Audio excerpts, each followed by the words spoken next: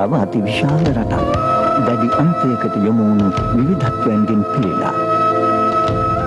රමණීය භූමි දර්ශනත්, කෝටි ගණන් මිනිසුන්ගෙන් පිරුණු භූමි භාගත්, දිලිඳුකම හා අපිරිසුදුකම වගේම මවිත කරවන සුළු ධනවත්කමත් එහිදී දැකිය හැකියි.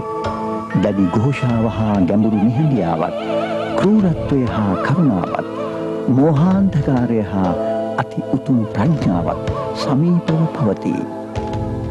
ඉන්දියාව ප්‍රතිවිරෝධතා පිරුණු රටක්. බන්ධනාගාර නිලධාරියෙක් වැළඳගත් සිරකරුවෙකු කුඩා දරුවෙක් මෙන් හඬා වැළපෙනු දැකිය හැක්කේ කවර රටකද? මේ තවත් ඉන්දියානු විස්මයක් පමණක් නොවෙයි. මේ ඊට හාත්පසින්ම වෙනස් කතාවක්.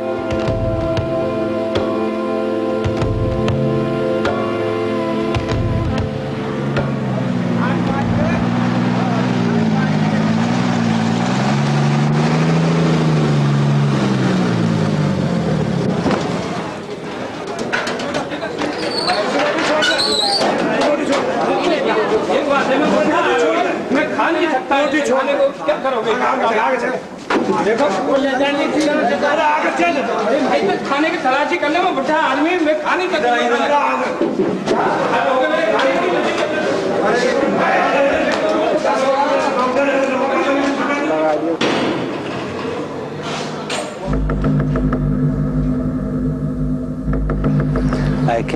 මම තිහාර් වලට ආවේ 1988 දී. ඉන්දිරා ගාන්ධි ජාත්‍යන්තර ගුවන්තොටුපළේදී හෙරොයින් කිලෝ 4ක් සමග මාව අල්ලගත්තා.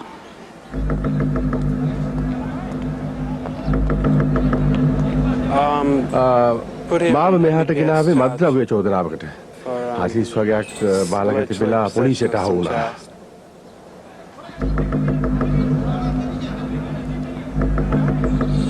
එක්දස් 983 අහමදාබාද් නගරයේදී ත්‍රිත්ව මිනිමරුමක් සිද්ධ වුණා.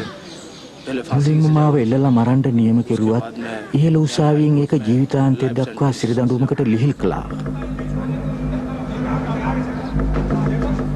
ඉන්දියානු සිරගයක මම මොනවද කරන්නේ? මම ඉන්දියානු සිරගයක දඬුවම් විඳිනවා. නැහැ.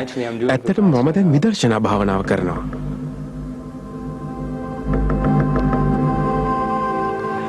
අපේම සිත්වලින් සිරගත වෙලා ජීවිතාන්තය දක්වා සිර දඬුවම් විඳින අපි හැමෝම සිරකරුවෝ.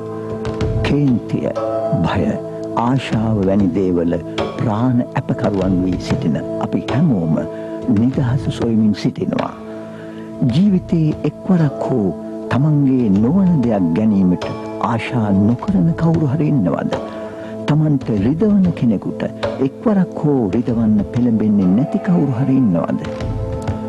මේ කූඩුව තුළ ඉඳන් අප දෙස බලාගෙන ඉන්න මේ අයත් අපත් අතර තියෙන්නේ ඉතා සුළු වෙනසක්. අපි සිතිවිලි වලට සීමා කරන දේවල් මේ අය කෙලවර කර තිබෙන්නේ ක්‍රියාවලින්. නමුත් අපි සේරම එකයි. සිතිවිලි අනුව අපි කවුරුත් අපරාධකරුවෝ.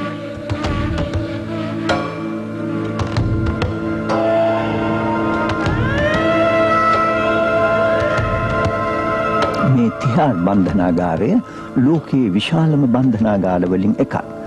මෙහි සිටින දසදහසක් සිරකරුවන් අතරින් 9000ක් තීන්දුව බලාපොරොත්තුවෙන් ඉන්න අයයි. ඉන්දියාවේ විනිශ්චය නැමැති රෝදය කැරකෙන්නේ සෙමින් හා දැඩිවයි වැඩිබර පැටවූ රථයක් වගේ. ගැට කපන්නෙක් වසරක සිර දඬුවමක් ලබන්න වසර 6ක් බලා ඉන්නවා වෙන්න පුළුවන්. තව සති දෙකක් ගත වෙන්නත් පුළුවන්. අවුරුදු 2ක් 3ක් 4ක් ගත වෙන්නත් පුළුවන්. එයාට කිසිම හදිස්සියක් නැහැ.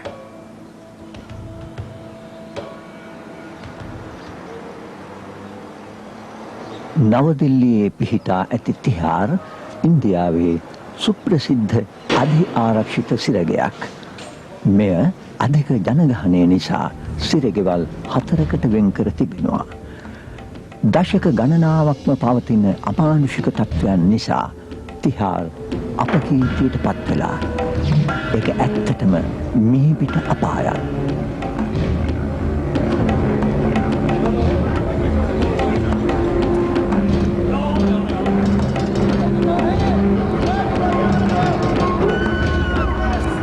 ප්‍රචණ්ඩත්වය, දූෂණ සහ මත්ද්‍රව්‍ය භාවිතය සාමාන්‍යයෙන් හැම සිරගයකම ඇති පොදු ප්‍රශ්න. එහෙත් අධික තදබදයත් කටුක බවත් නිසා තිහාර්වල ඒවා කීප ගුණයකින්ම වැඩි. මේක හරිම අප්‍රසන්න තැනක්. හිරගෙය ඇතුළේ හුඟක් මංකොල්ල කෑම්, පහර දීම්, කල්ලි සටන් සිද්ධ වෙනවා. ප්‍රශ්න ගොඩයි, විවිධාකාර ප්‍රශ්න.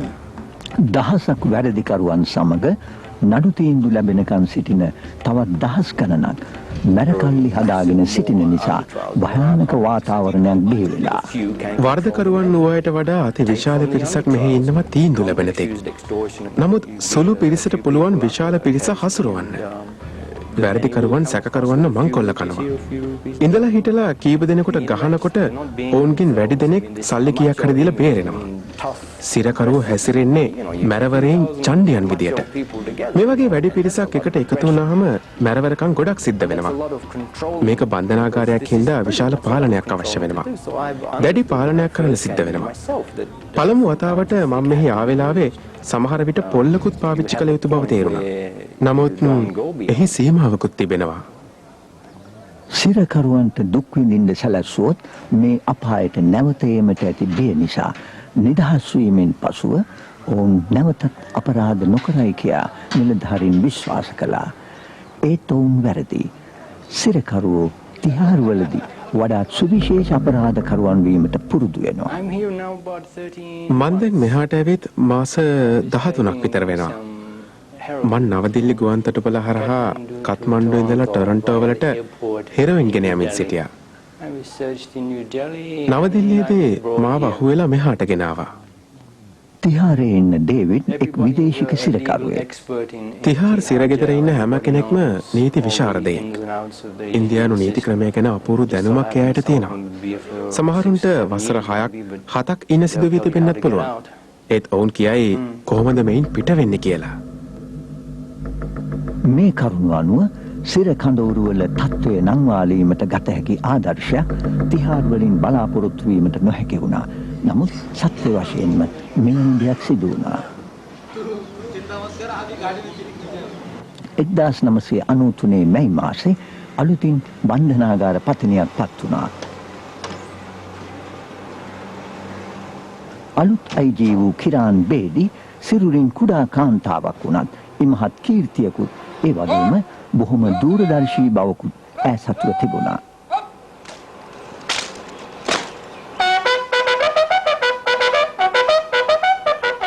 ඉන්දියාවේ ප්‍රථම පොලිස් නිලධාරිණිය ලෙස බේඩි උසස් අරමුණු ඉටු කර ගැනීමට සාම්ප්‍රදායානුකූල නොවූ ක්‍රම යෙදීමෙන් නිතරම විවේචනයට ලක් වුණා. මට නම් ඇය උතුම් කාන්තාවක්. ඇය අවංකයි. ඇය උසස් චර්යාවකින්ද උසස් බලාපොරොත්තු වලින්ද යුක්තයි. ඇය ටෙනිස් ශූරියක් ලෙසත් නමගිය පොලිස් කාන්තාවක් ලෙසත් ප්‍රසිද්ධියක් ඉසුළුවා. වැරදි විදිහට ගාල් කරලා තිබුණු උසස් නිලධාරීන්ගේ වාහන ඇදගෙන යාම හින්දා ඇයට ක්‍රේන් බේඩි කියලා නමක් පට බැඳුණා. මට හොඳට පැහැදිලිව මතකයි ඇය වැඩ බාරගත්ත දවස අපට තිබුණා පැය එකමාරක රැස්වීමක්.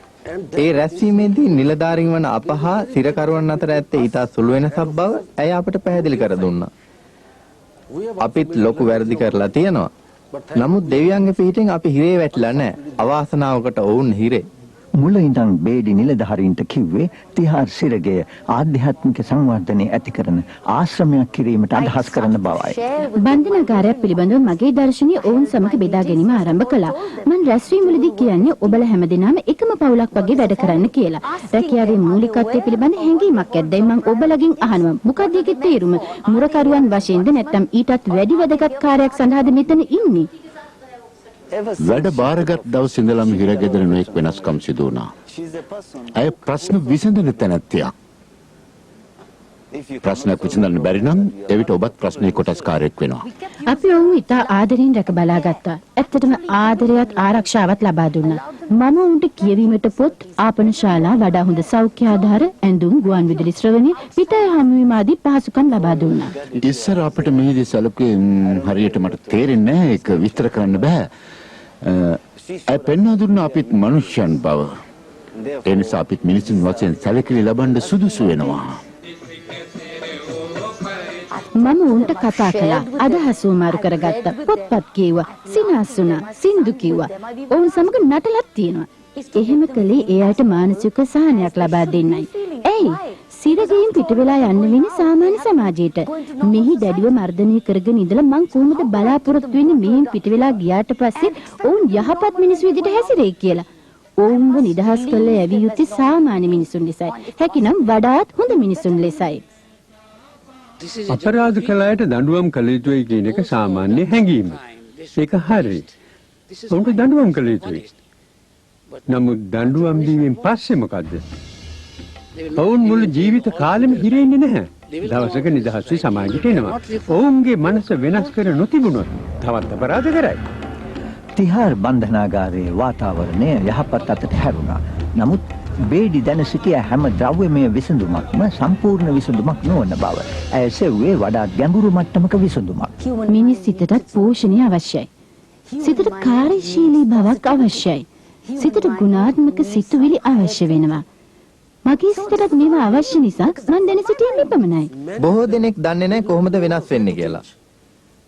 සූදානම් වෙනස් වෙන්න. ඒ අය කියනවා අපිට වෙනස් වෙන්න ඕනේ කියලා. ඒත් කොහොමද?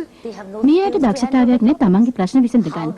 ඔවුන්ගේ ප්‍රශ්න විසඳ ගන්න දක්ෂතාවය ලබා දෙන්නේ කොහොමද? මොනවද මං කරන්නේ? මමත් හරියට වතුරෙන් ගොඩ දෙමු මාළුවෙක් වගේ. මෙවැනි හාස්කම සොයාගන්නේ කොහෙන්ද? මේ හිරගෙට උපදෙස් දෙන්නේ කවුද? මානසික පෝෂණය ලබා දෙන්නේ කවුද? මම පිළිතුරක් සොයමිනුයි හිටියේ. ඒ පිළිතුර මට ලැබුණා. පිළිතුර ලැබුණ බලාපොරොත්තු නොවුන විදිහට සිරගේ ඇතුළෙන්මයි. උදෑසන බේඩි දෛනික පරීක්ෂාවේ යෙදී සිටියා. තරුණ බන්ධනාගාර නිලධාරියෙක් ඇය වෙත පැමිණ විපස්සනා භාවනාව නම් වූ ඉපැරණි ඉගැන්වීමක් ගැන කිව්වා. මං හිරගේ පරීක්ෂා කරමින් යන විට රාජේන්ද්‍ර කුමාර් කියන නිලධාරියා මගෙන් ඇහුවා මැඩම් පිළිතුරක් සොයමින් හිටියා නේද? මම පිළිතුර දන්නා. මොකක්ද ඒ පිළිතුර? සියලු දෙනාම වෙනස් කරන භාවනා ක්‍රමයක් තියෙනවා. මමත් විපස්සනා භාවනාව කරනවා. එය මා තුළ සැහෙන වෙනස්කම් ඇති කළා. ඔව් කිව්වා මට හරියට තරහා යනවා. මම හරිම දරුණු පුද්ගලෙක්. නමුත් මමත් විපස්සනා භාවනාවට යමු වුණා. දැන් මම වෙනස් පුද්ගලෙක්. මැඩම් මාව විශ්වාස කරන්න බැරි මගේ පවුලේ අයගෙන් මා සමග ඉන්න අයගෙන් ඔබතුමිය මේ භාවනා ක්‍රමය සිරගේට හඳුන්වා දුන්නොත් ඉන්න හැම සිරකරුවෙකුටම එය ප්‍රයෝජනවත් වෙයි. ඔවුන්ගේ සිත් වේදනාවන්ගෙන් නිදහස් වේවි. ඇය මට කිව්වා ඔබ මට ලිපිනය දෙන්න කියලා. ඔහු මට රාම් සිංහතගේ ලිපිනය දුන්නා. මම රාම් සිංහතට ලිපියක් යවුවා සිරගේ බලන්න ආරාධනා කරලා. ඒ වන විටත් විපස්සනා කියන්නේ මොකක්ද කියලා මම දැන සිටියේ නෑ. මේ භාවනා ක්‍රමය ඉන්දියාවේ බන්ධනාගාරවල මීට කලින් අත්හදා බලා තිබුණු බව කිරාන් බේඩි දැන සිටියේ නැහැ. විපස්සනා භාවනාව කියන්නේ දැස වසාගෙන කරන ගවේෂණාත්මක සංචාරයක්. එහි අරමුණ සංචාරකයාගේ කුතුහලයේ සංසිඳීම පමණක්ම නොවේ. සංචාරයෙන් පරිවර්තනයට ලක් වී වඩාත් යහපත් ජීවිතයක් ගත කිරීමයි. විපස්සනා යනු ප්‍රඥාවයි. යමක යථාර්ථය දැකීමයි. සැබෑ ස්වභාවය දැකීමයි. මෙය සියවස් 25කට පමණ පෙර ඉන්දියාවේ විසූ ගෞතම බුදුන් වහන්සේ සොයාගත් පැරණි භාවනා ක්‍රමයක්. මෙම භාවනාව පුරුදු පුහුණු කිරීමෙන් භයානක මිනිමරුවන් ශාන්තුවරයන් බවට ක්‍රූර හිංසාකාරීන් ආදර්ශවත් පාලකයන් බවටත් පත් වූ බව බුද්ධ කාලීන වාර්තාවල පෙන්වා දෙනවා. කාලයාගේ ඇවෑමෙන් ශිෂ්ටාචාර දියුණු වී නැවත බිඳ වැටුණා. නමුත් දකුණු ආසියාවේ විපස්සනා භාවනා ක්‍රමය සුරක්ෂිතව පරපුරෙන් පරපුරට ගෙනාවා. බුරුමේ ඉපදී හැදී වැඩුණු ඉන්දියානු ජාතික එස්.එන්. ගෝයන්කාතුමා අද එය උගන්වනවා. ගෝයන්කාතුමා විපස්සනා භාවනා ක්‍රමය ඉගෙන ගත්තේ ඔහුගේ බුරුම ජාතික ගුරුතුමා වූ සයාජී ඌබාකින් තුමාගෙනුයි. තුමා 1969 දී ඉන්දියාවට පැමිණ විපස්සනා භාවනාව ඉගැන්වීම ආරම්භ කළා. අවුරුදු කිහිපයකට පසු කීර්තිමත් ඉන්දියානු නායකයෙකු විනෝබා භාවේ තරුණ පෙරට හා දරුණු අපරාධකාරීන්ට විපස්සනා භාවනාව ඉගැන්වීමේ අභියෝගය එතුමාට බහර දුන්නා. මම කිව්වා මම ඉන්නේ සේවය සඳහායි. හැකිනම් සූදානම් කරන්න. ශික්ෂයින්ට සහ සිරගෙවල් වල සිටින දරුණු අපරාධකාරීන්ට මම උගන්වන්නම්. ඔහු පාසල්වල සූදානම් කළා. ඒ තරම් සාර්ථක වුණා. නමුත් බන්ධනාගාරවල සූදානම් කරන්න ඔහුට බැරි වුණා.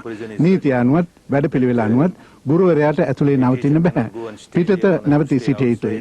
ඒක මට පිළිගන්න බෑ. පාඨමාලාවක් ආරම්භ කළාම මම මගේ ශිෂ්‍යයන් සමගම සිටිය යුතුයි. ඒ සාර්ථකුනේ නැහැ. නමුත් පසුව රාජස්ථාන් රජය නීති රීති ලිහිල් කළා. පළමු පාඨමාලාව ජයපුර බන්ධනාගාරයේ පැවැත්වුවා. 1975 දී සිරකරුවන් පළමු වරට ජයපුරෙහිදී විපස්සනා භාවනාව ඉගෙන ගත්තා. ගෝයන්කාතුමා යලි සමහර කොන්දේසි වෙනස් කරන්න ඉල්ලුවා. බන්ධනාගාර නිලධාරීන් ඒ ඉල්ලීම් ඉටු කරන්න උත්සාහ කළා. භාවනා පාඨමාලාව ආරම්භ කිරීමට පෙර සමහර සිරකරුවන් ගෙනාවේ දම්බැල් දාලා.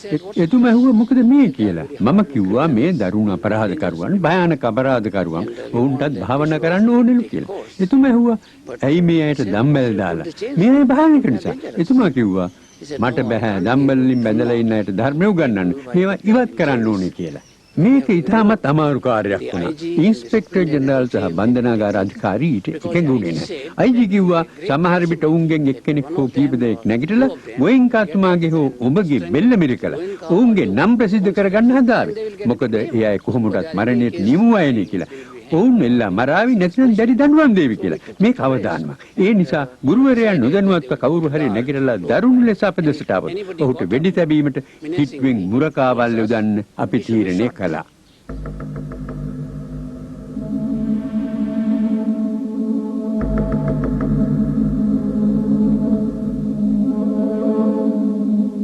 වාසනාවට වෙඩි තියන්න ඕන උනේ නැහැ. ජයපුර සිරගෙදර පාඨමාලාව සාමකාමීව අවසන් වුණා. ඒ සාර්ථකත්වය අනෙකුත් බන්ධනාගාරවල තවත් පාඨමාලා පැවැත්වීමට හේතු වුණා. ඉන් එකක් බරෝඩා බන්ධනාගාරය. බන්ධනාගාර අධිකාරී ගෝරා විපස්සනා භාවනාවෙන් ඔහුගේ සිරකරුවන් ලැබූ ප්‍රතිඵල ගැන පැහැදී භාවනා කරන්න තීරණය කළා. ඊට පස්සේ බරෝඩා සිරගෙදර තවත් පාඨමාලා 5ක් සංවිධානය කළා. බන්ධනාගාර නිලධාරීන් හා සිරකරුවන් අතර සම්බන්ධීකරණය යහපත් වුණා. සිරකරුවන් හා ඔවුන්ගේ පවුල් අතරත් සම්බන්ධකම් දියුණු වුණා. මම නිදහස් වෙලා ගියාම මම ඕක මරනවා. මම ඕකට හොඳ වැඩක් කරනවා. ආදී සිරකරුවන්ගේ සියලු පරිගැනීමේ චේතනා ඔවුන් ඉවත් කරගත්තා. බාබු බහයා කල්ලි සටනකදී විනාඩි 5ක් තුල මිනිස්සු 3 දෙනෙකු මැරුම් මිනිමරුවෙක්. හතුරන් ගැන මගේ හිතේ තිබුණේ වෛරයත් පරිගැනීමේ චේතනාවත්. නමුත් මම විපස්සනා භාවනාව ප්‍රගුණ කිරීමෙන් පස්සේ වෙනස් වුණා. දැන් මගේ හිතේ තියෙන්නේ මෛත්‍රියත් කරුණාවත් විතරයි. මේ භාවනාව ප්‍රගුණ කිරීමෙන් පසු ඔහු තමා අතින් මැරුණු අයගේ පවුල් වලින් සමාව ගත්තා. ඒ කැමති වුණ අතීතය අමතක කරන්න. 1992 රාකි උත්සවයේ දවසේ ඒ කාන්තාවන් දෙදෙන මගේ අතේ ශුද්ධ නූලක් බැඳලා මාව ඔවුන්ගේ සහෝදරියෙක් ලෙස පිළිගත්තා. මම අද මගේම පවුලේ අය වගේ ඒ අයව බලා ගන්නවා. බලන්න සමාව ඉල්ලීම සමාව දීමත් කරන්න ඉතා අමාරු දෙයක්. තමාගේ ස්වාමියා හරි සහෝදරයා හරි මරපු මිනිමරුවගේ අතේ රාකී නූලක් බැඳලා ඔහුට රස කැවිල්ලක් කවන්න ඒගොල්ලන්ගේ හිතේ ලොකු ශක්තියක් ඇති වෙන්න ඕනේ.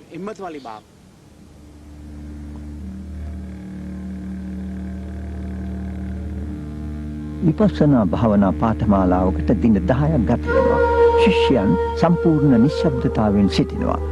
අලුයම සිට රාත්‍රී දක්වා භාවනාවේ යෙදෙනවා. දස දිනක් ශීලය ආරක්ෂා කරනවා.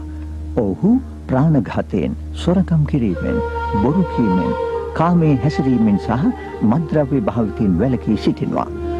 ශීලය නැමැති පදනම නොමැති වීමෙන් තමන් තුළ පවතින සත්‍ය ස්වභාවය ගවේෂණය කිරීමට නොහැකි වන තරමට සිත ඉතා නොසන්සුන් වෙනවා. සීලයට පටහැනි වූ දුස්සීල වූ ඕනෑම කායික හෝ වාචික අකුසල ක්‍රියාවක් ආරම්භෙන්නේ අපිරිසිදු සිතකිනුයි.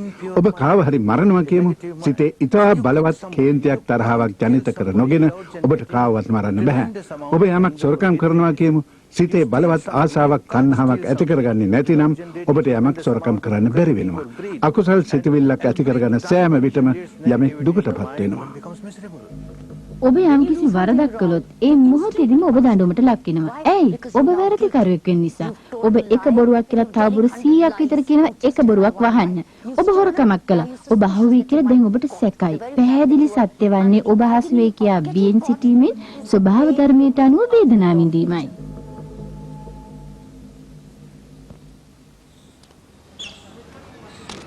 නැවතත් විහාරයට යමු. කිරාන්වේදී භාවනා පාඨමාලාවක් සූදානම් කරනවා. පාඨමාලාවක් පැවැත්විය හැකි දැයි ඇසුවා. මම කිව්වා ඇයි බැරි අපට පුළුවන්. එතනදිත් අර වගේම අපහසුතාවයක් පැන නැගුණා. මම කිව්වා පළමුවෙන් ජ්‍යෙෂ්ඨ බන්ධනාගාර නිලධාරීන් කීප දෙනෙක්වත් මේ පාඨමාලාව පුහුණු වෙවි යුතුයි. ඉන්පසු අප කැමතියි කියලා. සිරකරුවන් භාරව සිටින අය වෙනස් වෙන්නේ නැත්නම් සිරකරුවන් වෙනස් වෙන්නේත් නැහැ.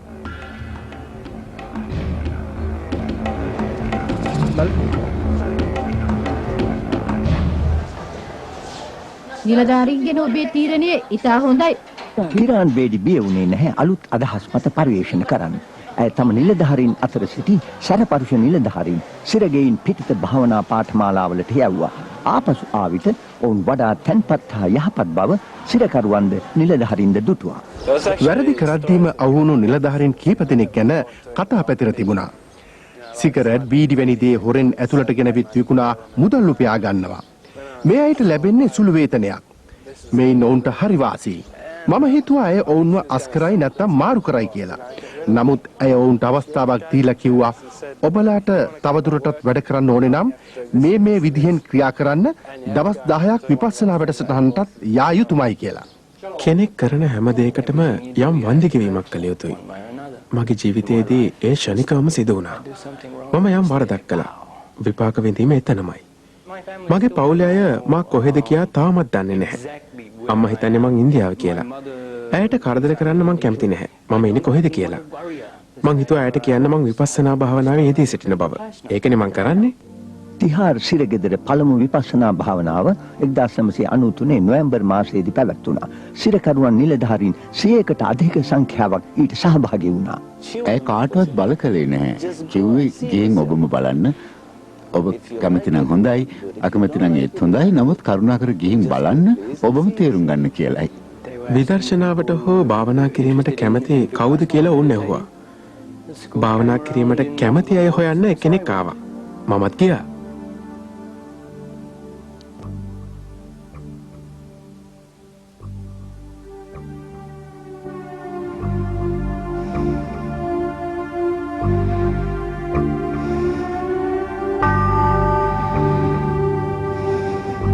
කියන්නේ තම ස්වාභාවික හුස්මට අවධානය යොමු කරන්නයි. නාස්පුඩු වලින් හුස්ම ඇතුළු වීම හා පිටවීම දැනගන්නයි. මෙම අවධානය නොකඩවා හැකි තරම් කාලයක් පවත්වා ගන්නයි. හැඟෙන්නේ පහසුයි වගේ. නමුත් එහෙම නැහැ.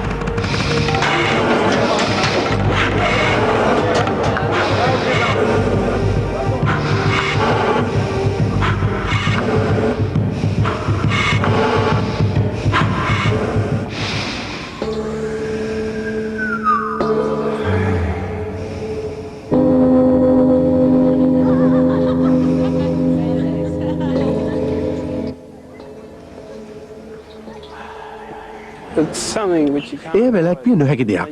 යම් කාලයකට හිත එකඟ කරගන්න පුළුවනි. නමුත් ටික වෙලාවකට පස්සේ නොදැනීම හිත වෙනතක ගමන් කරනවා. ඔබට ඒ දැනුණු විටම ආපහු අරමුණට ගේනවා. හිත එකඟ කරගන්නවා.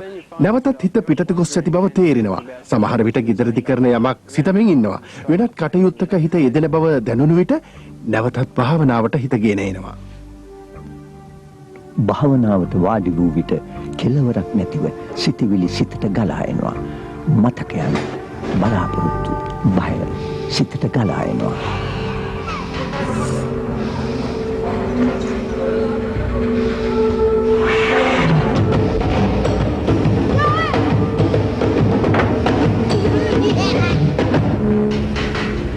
දෙදිනක දැඩි උත්සාහයකින් පසු සිත සංසුන් වෙනවා. වලාකුළු පාවී යන්නාසේ සිතවිලි සියුම් වී අඩු වී යනවා. නාස්පුඩු වලට පහළ සමමතු පිට කුඩා කොටස මතට අවධානය යොමු කිරීමෙන් ඊටාම සියුම් හුස්ම පවා දැනෙන තරමට සිත ඊටා සංවේදී බවට පත් වෙනවා. මේ වන විට දැනීම් අවදි වෙනවා. කැසීම්, පුපුරු ගැසීම්, රත් වීම, තදවීම ආදී ස්වාභාවික ශාරීරික සංවේදනා කවදාවත් නොදැනුණු අයුරින් පැහැදිලිව දැනෙන්නට පටන් ගන්නවා. එවිටයි කෙනෙක් විපස්සනා වැඩීමට සූදානම් වෙන්නේ. විදසුන් වැඩීමේ පරමාර්ථය යථාර්ථය දැකීමයි. සිත ශරීරයට යොමු වූ විට හැම දෙයක්ම සංසුන්. ඔබේ හිතත් සංසුන්. තවදුරටත් සිත ශරීරයට යොමු කරගෙන යන විට සංවේදනා තුලින් ඔබට ඔබව වටහා ගැනීමට හැකි වෙනවා. ප්‍රතිචාරයක් දැක්වීමෙන් තොරව ශාරීරික සංවේදනා පිළිබඳව නොකඩවා සිහිය පවත්වාගෙන යාම තමයි විපස්සනා භාවනා පුහුණුවේ හරය. හැම ශබ්දයක්ම, දැකීමක්ම, රසයක්ම, ගඳ සුවඳක්ම සිරුර හා ස්පර්ශ වන විට ක්ෂණිකව යම් සංවේදනාවක් හටගන්නවා.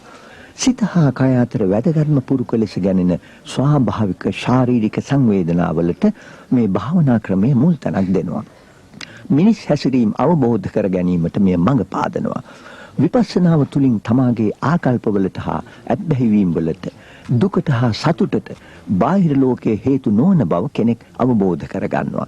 කෙනෙකුගේ ශාරීරික ක්‍රියාවන් සිදු කෙරෙන්නේත් සිත හැඩ ගැසෙන්නේත් බාහිර අරමුණු හා ගැටීමෙන් ශරීරයේ මතුවන ප්‍රිය හෝ අප්‍රිය සංවේදනාවලට ප්‍රතිචාර දැක්වීමනුයි.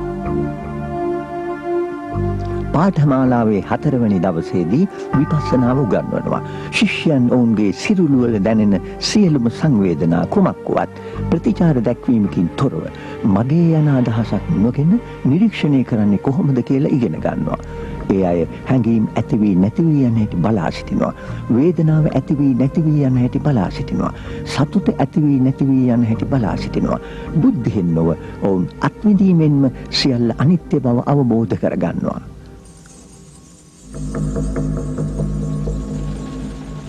ද්වේෂය, රාගය, ලෝභය තවදුරටත් තමාගෙන් පිටත පවතින දේවල් නොවේ. මේ හැඟීම් සමග මතුවන ශාරීරික සංවේදනා පරීක්ෂාවෙන් බලා ඉන්නවා. මේවායේ ඇති අනිත්‍ය ස්වභාවය තේරුම් ගැනීම නිසා කෙනෙකුට අන්ධ ලෙස ප්‍රතිචාර දැක්වීමේ පුරුදු වෙනස් කරගන්නට හැකි වෙනවා. ප්‍රකාශ කිරීමේ හා යටපත් කිරීමේ අන්ත දෙක අතර තුන්වැනි විකල්පයක් තියෙනවා. ඒ නිරීක්ෂණය කිරීමයි. පළවෙනි පාඨමාලාවෙන් පස්සේ මට ඇති වූ හැඟීම් දරාගත නොහැකි තරම්. මම දකින හැම දෙයකම සැබෑ තත්ත්වය යථාර්ථය. කෙනෙක් ගැටලුම් විසඳ ගන්නවා. බොහෝ පිළිතුරු ලබා ගන්නවා. ඔබව යාමකට ගන්න පුළුවන් වෙන්නේ ඔබටමයි. ඔබව දුකට පත් කරවන්න පුළුවන් වෙන්නේ ඔබටමයි. දන්නවද? මගේ හිතේ ලොකු සතුටක් ඇති වෙලා.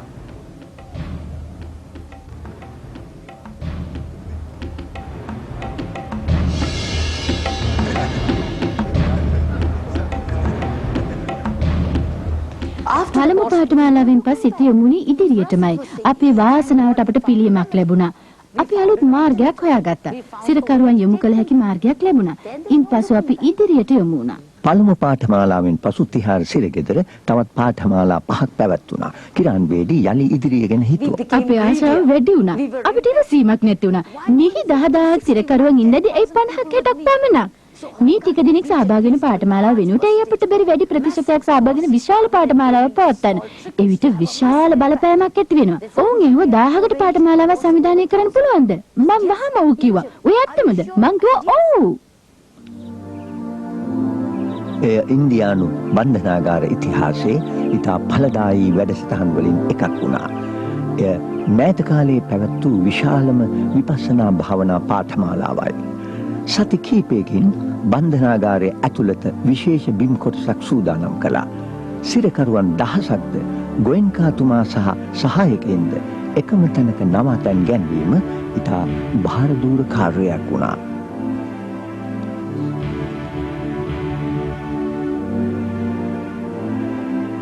කිසි කෙනෙක් විශ්වාස කළේ නැහැ සිරකරුවන් 1000 එක තැනක එකට තැබීමට පුළුවන් වෙයි කියලා. ආරක්ෂාවකින් ඒක විශාල අවදානමක්. මේ අය විපස්සනා භාවනාව ගැන මගෙන් අහන ඔබතුමා උත්තර දෙන්න. ඔබතුමා මෙහිදී විපස්සනා භාවනාව පිළිබඳව අත්අදා බැලීමක් කරන්න යනවා. ප්‍රතිඵල කොහොම වෙයි කියලා ඔබතුමා හිතනවද? මේක අත්හදා බැලීමක් නෙවෙයි, අත්හදා බලලා ඉවරයි. ප්‍රතිඵල දැනටමත් ලැබිලා තියෙනවා. ප්‍රතිඵල නොතිබුණා නම් භාවනා කරන එකක් නැහැ. කිසිම කතාවක් නැතුව දවස් 10ක් සිටීම බය හිතන දෙයක්. මිනිස්සු භාවනා කරන්නේ ඔවුන්ට යමක් ඉටු කරගන්න අවශ්‍ය නිසායි. ඔවුන් ඒ ඉටු කරගන්නවා. උනන්දුවෙන් පුහුණු වෙනවද? භාවනා කරනවද? ඔව් සර්. එහෙමයි සර්. බොහොම හොඳයි. එතුමා සාන්තුවරයෙක් බව අඟවන්න උත්සාහ කරන්නේ නිහතමානී ගුරුවරයෙක්. කිසිම දෙයක් බලාපොරොත්තු වෙන්නේ නැහැ. දින 11ක්ම බිරිඳත් සමග සිරගෙදර නැවතී සිටියා. කිසිම සැප පහසුවක් නැතුව. දින 10ක් සිරකරුවන් වෙනුවෙන් එතුමා මේ මෙහි ඉටු කළා.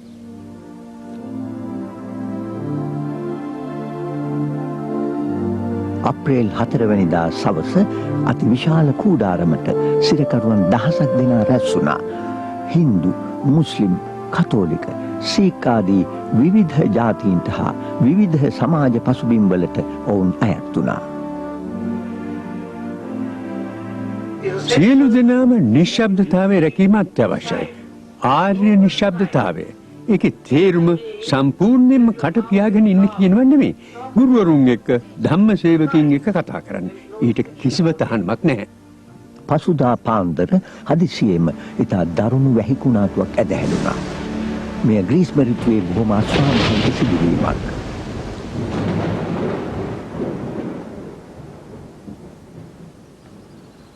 කූඩාරම බිඳ වැටුණා. සියලු ඇතිරිලි හා භාවනා ආසන සම්පූර්ණයෙන්ම තෙතපරිත වුණා. භාවනා පාඨමාලාව අවලංගු කිරීම සලකා බැලීමට පාන්දර 3:30ට හදිසි රැස්වීමක් කැඳෙව්වා. නමුත් එහිදී පාඨමාලාව දිගටම පවත්වාගෙන යාමට වහාම අවශ්‍ය පියවර ගත්තා. කාලගුණය යහපත් වූ විගස විශාල පුනරුත්ථාපන මෙහෙයුමක් ආරම්භුවා. මේ අතර සිරකරුවෝ ඔවුන්ගේ බැරැක්ක ඇතුලේ භාවනා කරමින් පාඨමාලාව දිගටම කරගෙන ගියා. එදින සවස් වන විට නැවතත් ශිෂ්‍යයන්ට රැස් වී භාවනා කරන්නට කූඩාරම සකස් වුණා. පාඨමාලාව සැලසුම් කළ පරිදි පවත්වාගෙන ගියා.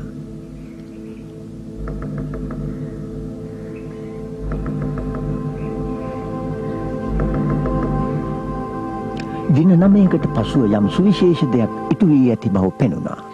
ඒ ඇත්ත වශයෙන්ම මිනිස්සුන්ව වෙනස් කළා. මගේ සිරකරුවන් වැළපුණා. ඔවුන් ඇඬුවා. ඔවුන් තේරුම් ගත්ත ජීවිතය කියන්නේ මොකක්ද කියලා. ඔවුන්ගේ ඇතුළත ඔවුන් හඳුනාගත්තා. සිත තුළ ඇති පරිගැනීමේ චේතනාව ඔවුන් දැක්කා. කේන්තිය ඔවුන් දැක්කා. මව්පියන්ට හා සමාජයට දැක් වූ අගෞරවය හා දුන්නු වේදනාව ඔවුන් දැක්කා. වැළපුණා. ඔවුන්ට වෙනස් වෙන්න ඕන වුණා. මම වැරදි බව වැටහුණා. මම වැරද්දක් කළා. වැරද්දක් කර තිබෙනවා. මා කළ වරදින් මට මිදෙන්න පුළුවන්. ඒක මට නිවැරදි කරගන්නත් පුළුවන්.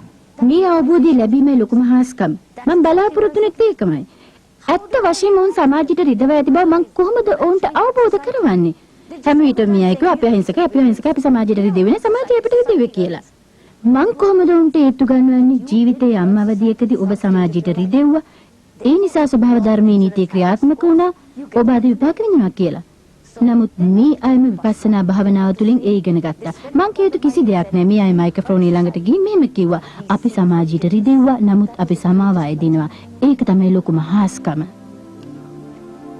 බන්ධනාගාරයක් තුල පිහිටුවන පළමු විපස්සනා භාවනා මධ්‍යස්ථානය විවෘත කිරීමට මේ පාඨමාලාවට සහභාගී වූවන් 1200 දෙනෙක් හා විදේශික ආරාධිතයන් සහභාගී වුණා.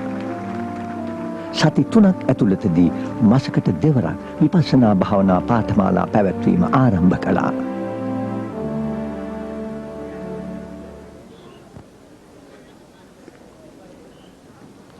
ප්‍රාතිහාර්යයක් බලාපොරොත්තු වෙන්න එපා. ඒකට ටික කලක් ගියාවි. අපරාධකරුවෙක් එක්වරම සාන්තුවරයෙක් වෙන්නේ නැහැ. වෙනසක් වෙලා තියෙනවා. වෙනසක් සිදු වෙනවා. බන්ධනාගාරයේ පරිසරද ඉතා අහිතකරයි.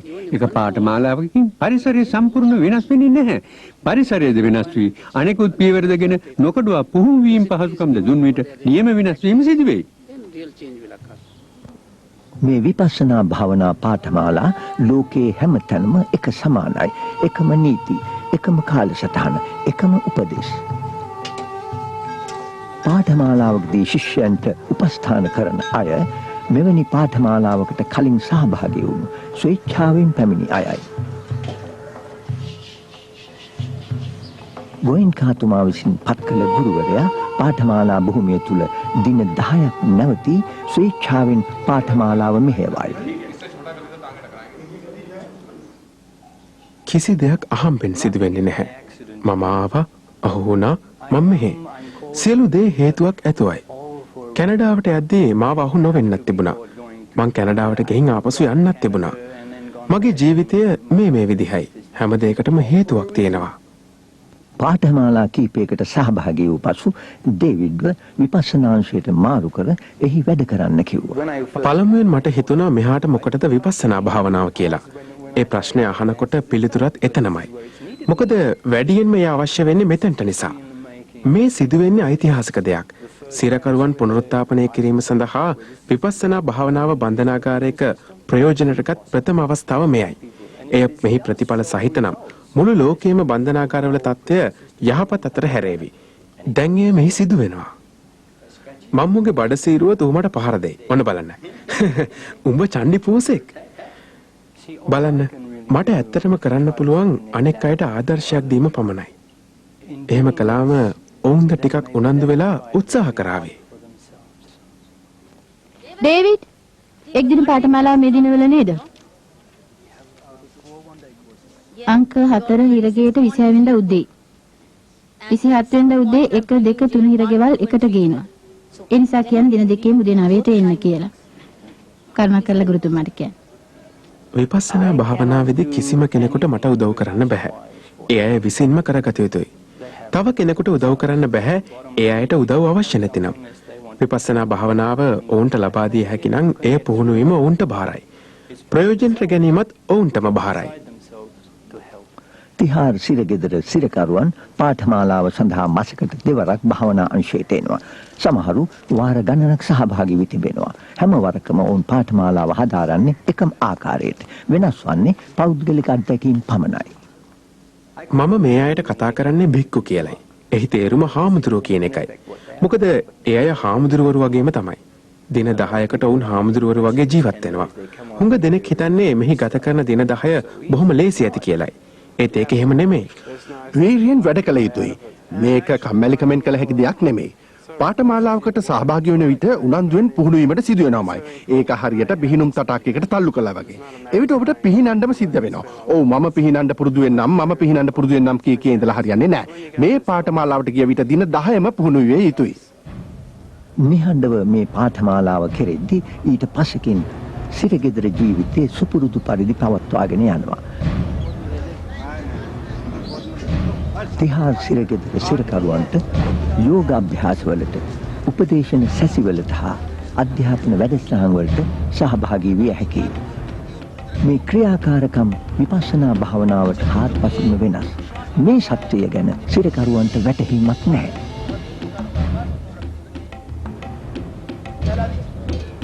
අපි ඉන්නේ හිරගෙදර. එහි ඊට අදාළ නීති රීති තිබෙනවා. මේක විපස්සනා භාවනාවයි. විපස්සනා භාවනාවේ එයට අදාළ නීති තියෙනවා. ඒ විපස්සනා භාවනා නීති සිරගෙදර නීති වලට වඩා තදයි. සමහරුන්ට මේක තේරෙනවා. සමහරු මේක තේරුම් ගන්නේ නැහැ. බලන්න හිරගෙදර උන්ට නීති රීති තිබෙනවා. නමුත් ඔවුන් Tamanට කැමති පරිදි හැකි තරම් ඒව සකස් කරගන්නවා.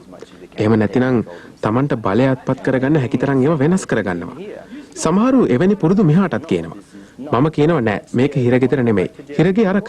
ඔබට ආපසු හිරගෙට යන්න ඕන නම් යන්න පුළුවන්. නමුත් මෙහි කරන්නේ විපස්සනා භාවනාව වැඩිමයි. ඊර්ෂ්‍යා සහගත අදහස් ඇති ටික දෙනෙක්ද අපි අතර ඉන්න පුළුවන්.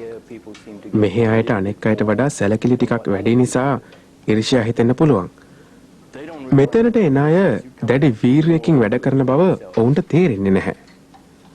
අත්දැකීම් ලබා ඇති අයත් විනයගරුක අයත් ලේසියෙන්ම භාවනාව පැත්තට නැඹුරු වෙනවා.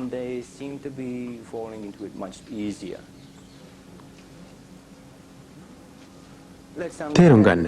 දින 10 තමයි අවමය. ඒක හරියට ඉටිපන්දමක් දැල්ලන්න ගතවන අවම කාලය වගේ. සමහර විට ඒන් ඉටිපන්දම එකවර දැල් වෙන්නේ නැහැ. තව තවත් උත්සාහ කිරීමට සිදු විය හැකියි. කීපවරක් උත්සාහ කළ විට ගිනි කූර හොඳින් පත්තු වේවි. එවිට පුළුවන් ඉටිපන්දම දල්වන්න. වෙනස් වීම ලේසියෙන් සිද්ධ වෙන්නේ නැහැ. ඒකට කාලයක් ගත වෙනවා. මං කලින් කියපු හැටියට මන් තුල පැවති පරිගැනීමේ චේතනාව තරහ ඉක්මනින් කේන්තියම තවමත් තුනී වෙමින් පවතිනවා. මම කියන්නේ ඒක පාරට මේවා අතුරුදාන් වුණා කියලා. මම විපස්සනා භාවනාව වැඩුවා දිගටම ඒ ආකාරයෙන් කරගෙන යනවා. තවමත් ඒවා තුනී වෙමින් පවතිනවා.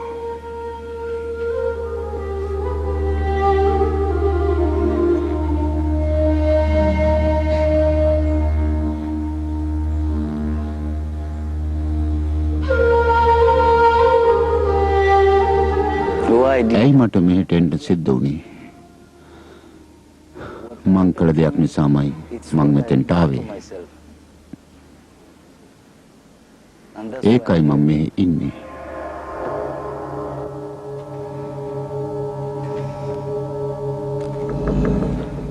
මම කලින් වගේ මිනිසුන්ව විශ්වාස කරන්නේ නැහැ. ඔවුන් මට හමු වුණත් සමහර වෙලාවට මට සලකන විදිය හරි නැහැ. බෝම්බයක් තියෙනවා නම් හැම දෙයක්ම විනාශ කරලා නැවත වරක් මුල ඉඳලා පටන් ගන්නවා. මා තුළ මිනිසුන් ගැන ඇති ඒ අවිශ්වාසය නැති කරගන්න විපස්සනා භාවනාව තුළින් මට හැකි වෙනවා.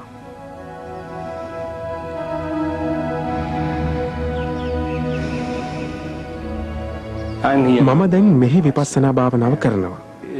ඒ මම ජීවත් වෙන ක්‍රමයයි. ඔබ මිනිසුන්ට කතා කරන ආකාරය, හිතන ආකාරය, ක්‍රියා කරන ආකාරය, යම් යම් දේවල් කරන නොකරන පිළිවෙල ජීවත් වීමේ රටාව වශයෙන් උයි හඳුන්වන්නේ.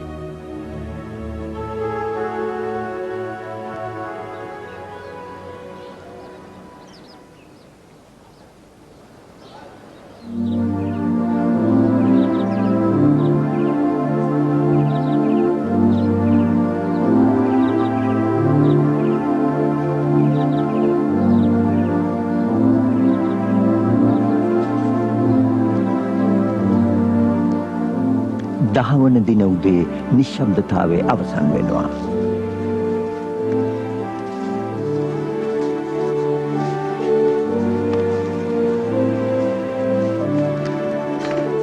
මේ විශේෂ දිනේදී වටහා ගන්නවා ගමන කොපමණ දුර වුණාදයි කියා.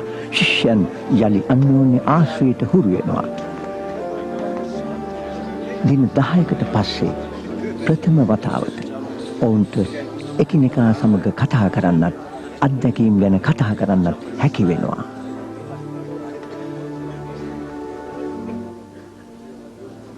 පළවෙනි දවසේ මට ලොකු අමුත්තක් දැනුණා. මාව උගුලකට අහු වුණා වගේ. දෙවෙනි දවසේ මට පැනලා යන්න ඕන වුණා. නමුත් පැනලා යන්න ක්‍රමයක් නැහැ. පස්සේ මං හිතුවා ඇත්තටම මේක මොකද්ද කියලා හොයලා බලන්න. මේ භාවනා ක්‍රමෙන් ඕනෑම කෙනෙකුට පුළුවන් තමන්ගේ මනස පරීක්ෂා කරන්න. තමන් මොන පැත්තටද යන්නේ කියලා දැනගන්න. මට මෙහාට එන්න ලැබීම ලොකු වාසනාවක්. කලින් මම පසුතැවෙමින් හිටියා. දැන් මම ඒ ගැන පසුතැවෙන්නේ නැහැ. මා ගැන කිසිම පසුතැවීමක් නැහැ. ඔව් ඒක සිදු වුණා. මම ඒ වැරද්ද කළා.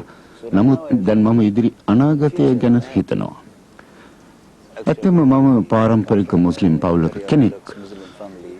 මගේ දෙමාපියන් යාඥා කරනවා දකින්නකොට මම නිතරම බොහොම කුතුහලයෙන් සිටි ළමෙක්. හැම විටම ඔබලා යාඥා කරන නිතරම ඔබලා ආයදින තැනත්තා ඉන්නේ කොහෙද? ඔහු ඉන්නේ උඩුමහලේද? කාටවත් ඔහු පෙනෙන්නේ නැහැ. ඇයි ඔහුට යාඥාවට අහුම්කම් දෙන්න බැරි? ඔහු පක්ෂපාතීයි. මම හෙව්වේ විශ්වයටම සාධාරණ එකක්. මේ ආගම හොඳ නෑ, මේ ආගම හොඳයි කියලා ආගම් හෙලා නොදකින්න එකක්.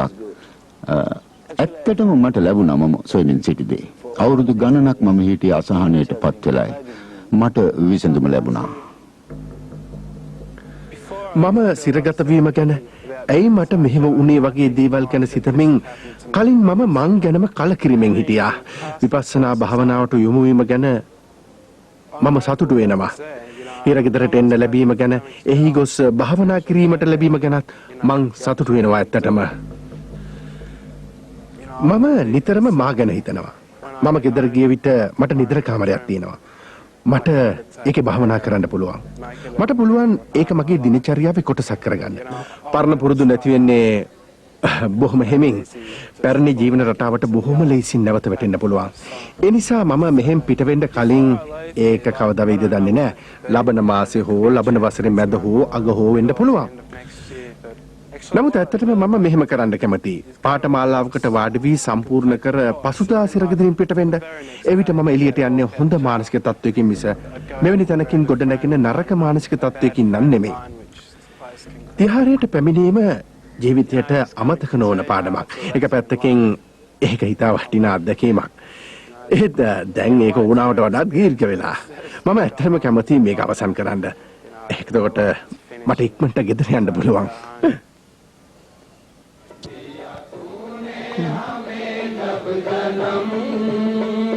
ये अंधेरा दना चारा तेरा इन විපස්සනාව දිග්ගු ගමනක් ඇවිත්. බන්ධනාගාරවල මේ වගේ පාඨමාලා කලින් තිබුණේ නැහැ. සමහරක තිබුණා. දැන් ඉන්දියානු රජයේ හැම බන්ධනාගාරයකම විපස්සනා භාවනා පාඨමාලාව පැවැත්වීමට උනන්දු කරවන්නට චක්‍රලේඛන යවා තිබෙනවා. හේතුව බන්ධනාගාරවල ඒ පහසුවෙන් කළ හැකි වීම. නිලධාරීන් උනත් කැමති.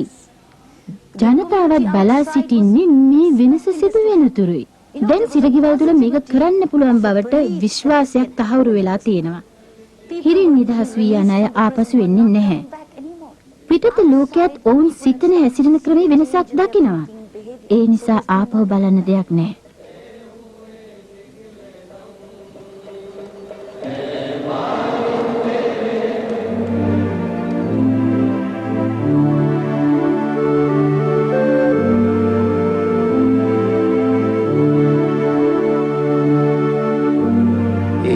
සාර්ථක වූ ක්‍රමයේ ස්ථිර වශයෙන්ම ලෝකයේ ඕනම තැනක සාර්ථක වෙනවා. අපරිදිග බන්ධනාගාරවලත් පෙරදිග බන්ධනාගාරවලත් අපරිදිග මිනිසගෙත් පෙරදිග මිනිසගෙත් වෙනසක් නැහැ. ප්‍රමාණාත්මක වෙනස්කම් තිබුණත් සමස්තයක් වශයෙන් අපි එක සමානයි. ලෝකේ පුරාම මිනිසුන් එක සමානයි. සම්ප්‍රදාය වෙනස්, සංස්කෘතිය වෙනස්. නමුත් මනුෂ්‍ය ස්වභාවය වෙනස් නැහැ. ඔවුන්ගේ සහජ ආවේගවල වෙනසක් නැහැ. එක් අතකින් ආණ්ඩුවලත් වෙනසක් නැහැ. පේන විදිහට ඉන්දියානු ආණ්ඩුව රළු විය හැකි, සිරගෙවල් වල තත්ත්වය නරකයි. ඒක සංසන්දනාත්මකව දැකීමක්. සිරගෙවල් වල සියලුම පහසුකම් තිබුණත් ඒකේ තේරුම ඒක හොඳ සිරගයක් බව නෙමෙයි. මිනිසුන්ගේ ආකල්පය මොකද්ද? ඒකයි ඊට වැදගත්. බරෝඩා සිරගෙදර විපස්සනා වැඩසටහන අවසානයේ විශේෂ සිදුවීමක් දකින්න ලැබෙනවා. විපස්සනා පාඨමාලාවට උදව් කරන සමාජ සේවකයන් හා අමුත්තන් ඉදිරියේ භාවනා ශිෂ්‍යයෙකු අධිකාරිවරයා භාවනා ශාලාවෙන් පිටත සිට ඉන් එළියට එන අයට සුබ පතනවා.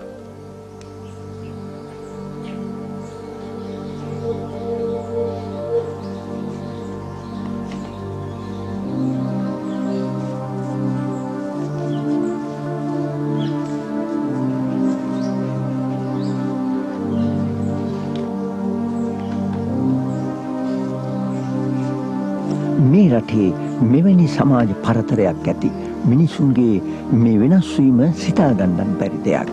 නමුත් මේ විශේෂ දවසේ බාධක සියල්ල පිට වැටෙනවා.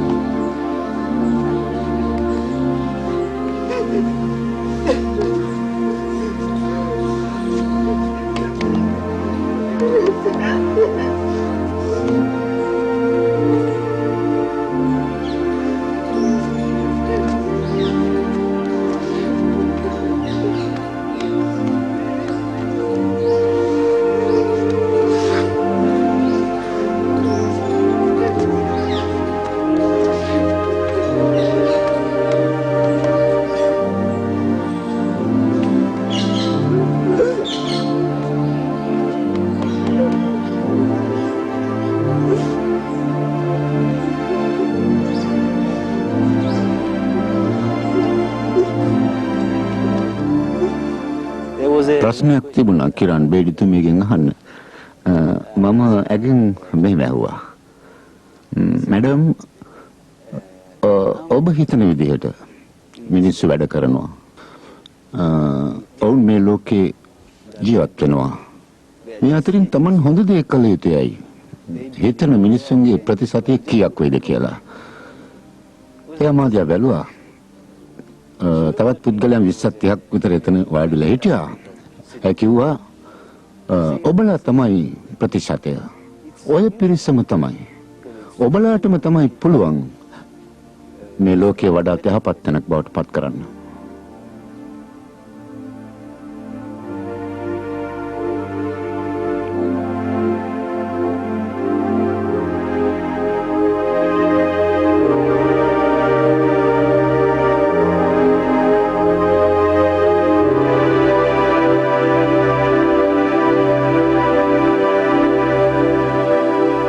කිරාන් බේඩි තිහාර් බන්ධනාගාරයෙන් මාරු වුණා.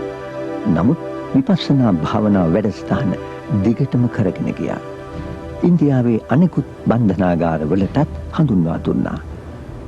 ප්‍රතිඵලය ඉහළ තත්ත්වයකට පැමිණුණා. දැන් තායිවානයේ සහ ඇමරිකාවේ බන්ධනාගාරවලද පාඨමාලා ප්‍රතිඵල සහිතව පැවැත්වෙනවා.